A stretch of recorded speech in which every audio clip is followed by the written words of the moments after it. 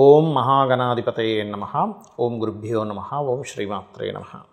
పరమేశ్వర స్వరూపమైనటువంటి జ్యోతిష, వాస్తు మరియు ఇతర అనేకమైనటువంటి శాస్త్రములను మనకు అందించినటువంటి మహర్షులకి నమస్కారం. హయగ్రీవ హయగ్రీవ హయగ్రీవేతి యో వదేత్ తస్య నిస్సరతే వాణి జహ్నుకన్యా ప్రవాహవత్. అరుణాం కరుణాతరంగితాక్షీం ధృతపాశాంకుశపుష్పబాణచాపాం అనిమాదిభిరావృతాం మయూకైః అహమిత్యేవ విభావయే భవానీం. శ్రీమాత్రే నమః.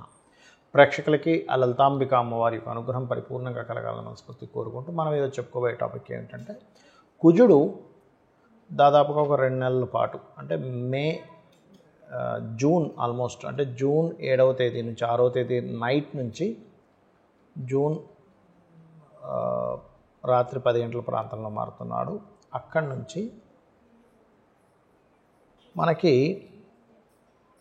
జూలై 28వ తేదీ వరకు కూడా సింహరాశిలో కేతుతో కలిసి అగ్నితత్వ రాశుల్లో ఉంటాడు.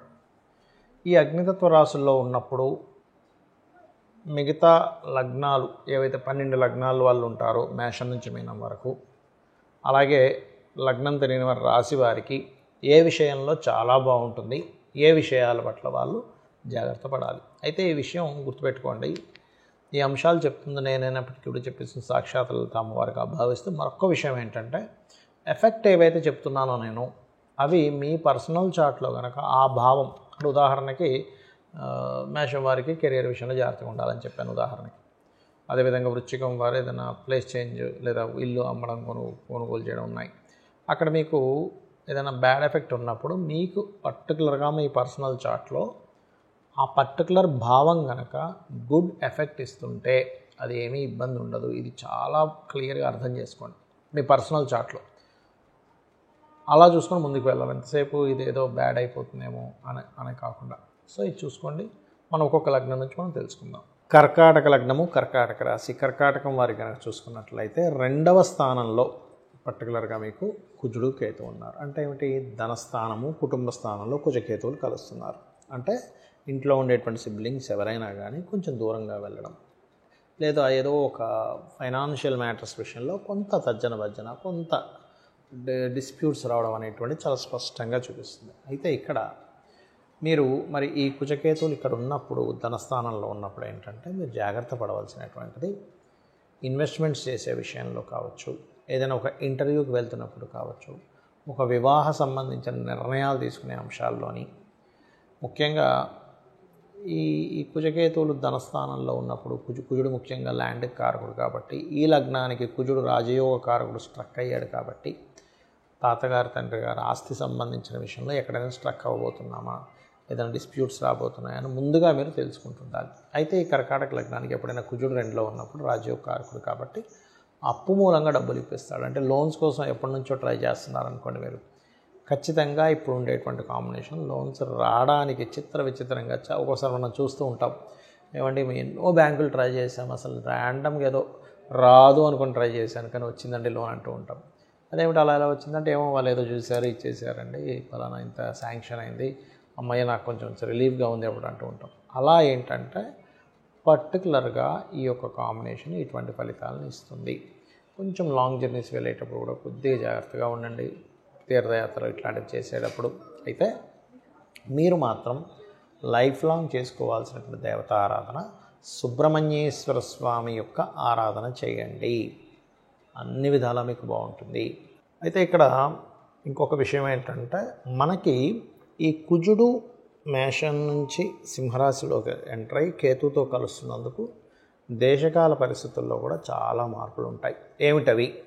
సర్వసాధారణంగానే మనం చూసాం, ఎప్పుడైతే మనకి కుజుడు నీచ రాశిలో ఉన్నాడో పెహల్గాం అటాక్ కానివ్వండి, దాని తర్వాత మన వాళ్ళు ఆ యొక్క శిబిరాలని నాశనం చేయడం కానివ్వండి, ఇవన్నీ మనం ఒక 50 రోజుల క్రితమే ఇలాంటి అటాక్స్ జరుగుతాయనేటువంటిది అమ్మవారి అనుగ్రహం వల్ల మనం ప్రిడిక్ట్ చేసుకోగలిగాం. అయితే ఇక్కడ ఏంటంటే, మరి ఈ కుజుడు కేతుతో కలిసినందుకు, కేతు అనేటువంటిది ఆధ్యాత్మికమైనటువంటి కేంద్రాలు గుర్తుపెట్టుకోండి.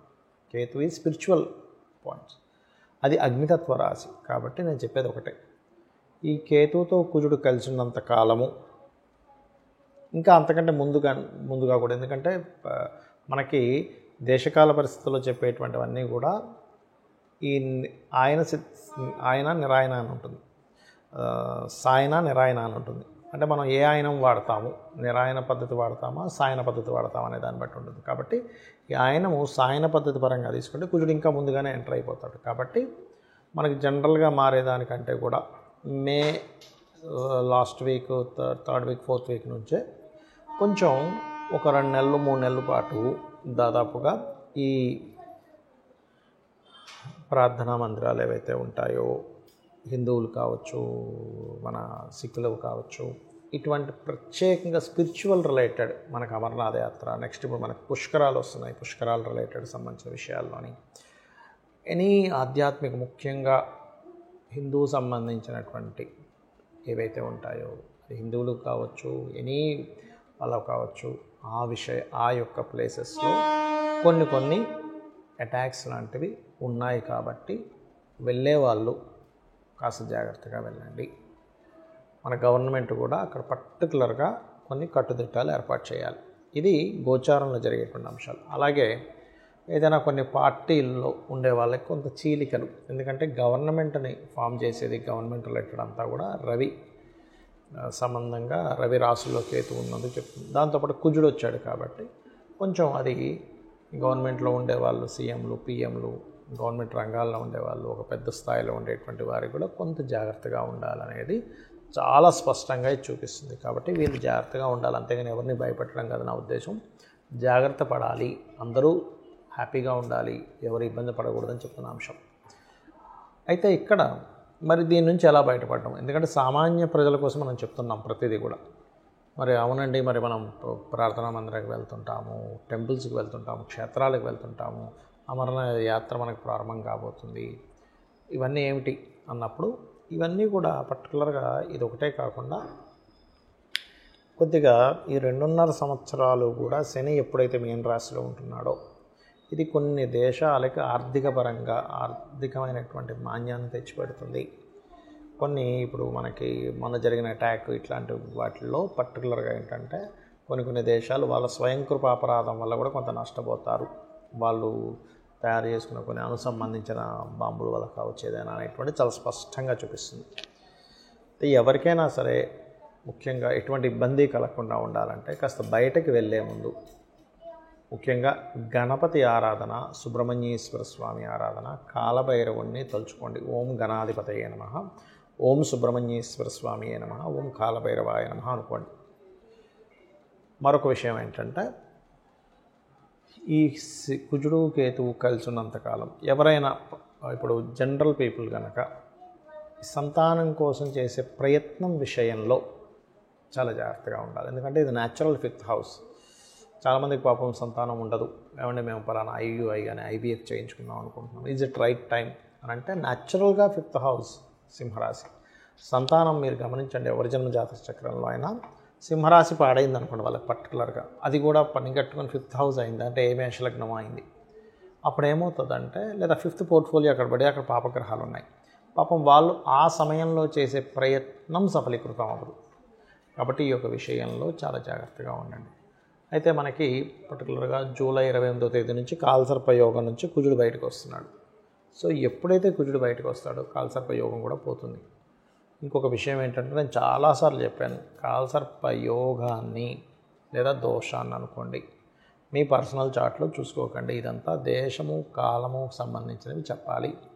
సునామీలు వస్తాయని, భూకంపాలు వస్తాయి, అందుకే చూడండి అంత భూకంపాలు రావడం జరిగింది రకరకాల ప్రదేశాల్లో. అలాగే యుద్ధ సంబంధించిన ప్రభావం జరిగింది, ఎందుకంటే కుజుడు నీచంలో ఉండడం వల్ల. అందుకని అనవసరంగా కాలసర్ప యోగం ఉందని భయపడకండి. నేను మీకు గతంలో కూడా చాలాసార్లు చెప్పాను, మరలి ఇంకోసారి గుర్తు చేస్తున్నాను మీకు ధైర్యంగా ఉండడం కోసం. పర్టికులర్గా ఇక్కడ 180 మంది దేశాల ప్రజలకి, 180 మంది దేశాల్లో ఉండేటువంటి ప్రజల్ని పాలించేటువంటి ప్రెసిడెంట్లకి కాలసర్ప దోషం ఉంది. మీకు కావాలంటే నేను మీకు ఒకసారి 180 దేశాల యొక్క వాళ్ళకి చూపిస్తాను. అంత దాకేందుకు మీరు ఎనీ నెట్లో కొట్టి వాళ్ళ డేట్ ఆఫ్ బర్త్లు తీసుకుంటే కాలసర్ప యోగంలోనే ఉంటాయి వాళ్ళ జాతకాలన్నీ కూడా. మ్యాక్సిమం 90% ఆఫ్ జాతకాలు. అంటే ఇక్కడ మనం అర్థం చేసుకోవాల్సింది ఏంటంటే కాలసర్ప దోషం కేవలం కాలానికి సంబంధించిందే కానీ జన్మజాతకానికి కాదు. మరి జన్మజాతకానికి ఇబ్బంది పెట్టేటట్టయితే అంత పెద్ద ప్రెసిడెంట్ ఎట్లా అయ్యారు, సీఎం ఎలా అయ్యారు, పిఎం ఎలా అయ్యారు అని అర్థం చేసుకోవాలి. మెగాస్టార్ చిరంజీవి గారికి కూడా ఉంది. సో ఇక్కడ మనం అర్థం చేసుకోవాల్సింది ఏంటంటే ఈ కుజకేతువుల యొక్క ప్రభావం మీకు పూర్తిగా తగ్గాలంటే సూర్య భగవాను చూస్తూ అర్ఘ్యం వదలండి. అందులోనే గణపతిని స్కందుని చూసుకోండి. నవగ్రహాల్లో కేతు కుజ గ్రహాల దగ్గర దీపారాధన చేయండి. కాలభైరవ అష్టకం చేసుకోండి. గోవులకి క్యారెట్స్ గ్రాసము తినిపించండి. అన్ని విధాలా బాగుంటుంది. అందరూ బాగుండాలని మరోసారి అమ్మవారిని కోరుకుంటూ శ్రీమాత్రే నమః.